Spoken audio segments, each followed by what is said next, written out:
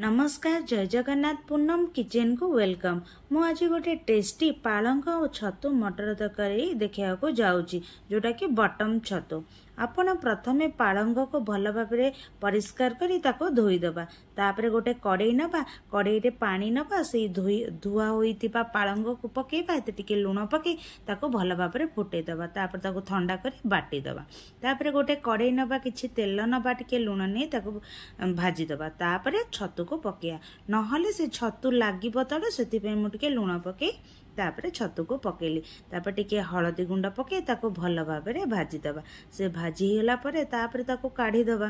तापरे सेई कड़ई रे हमें टिके तेल नबा, तापरे गोटा जीरा नबा, तापरे अदा रसुण टमाटो पियाज डालचीनी सुखिला लंकार बटा नै ताको भल भाबरे घांटी दबा। तापरे हळदी गुंड लंका गुंड पके पुन ताको टिके भल भाबरे कसी दबा। कसी गला परे सेतरे टिके किचन किंग मसला दबा, पानी दे ताको पुन टिके फुटेबा। से जेते बेले ता तेल बाहर जिबा हमें जानिबा जे मसला टी कसी गेला। तापरे सेतरे ग्रीन मटर पके पुन ताको भल भाबरे घांटी दबा। त टिके घांटी साइला परे तेल बाहरी जिवो।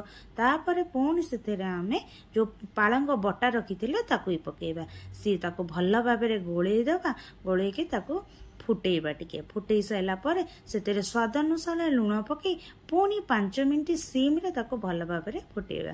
फुटी गला परे सेतेरे कस्तूरी मेथीर पत्र पके पुणी भल भाबरे टिके फुटेई दबा। तापरे सेतेरे हमें जो भजा हितिबा छतु को पके भल भाबरे गोळेई दबा। तापरे 2 मिनिट ताको टिके सिम रे फुटेई दबा। बस रेडी हमर छतु मटर पालंग तरकारी।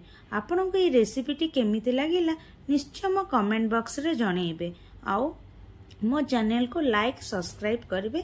Thank you. जय जगन्नाथ।